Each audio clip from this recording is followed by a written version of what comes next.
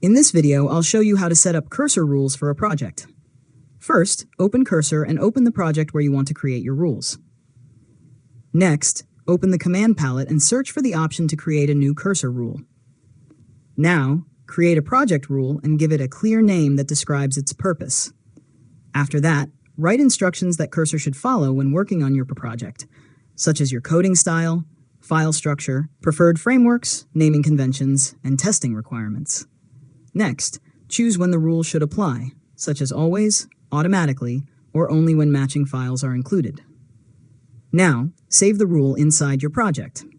After that, open Cursor Agent or Chat and ask it to make a small change to your code. Cursor will use the applicable rule as additional context while working on the task. Next, review the generated changes and make sure they follow your project rules. If something isn't working as expected, return to the rule file and make the instructions more specific. Finally, test the rules with a few different tasks and keep the instructions focused on guidelines that should consistently apply across your project. And that's it. You've successfully learned how to set up cursor rules for a project. If you found this tutorial helpful, make sure to subscribe to Learn Mode Lab for more tutorials.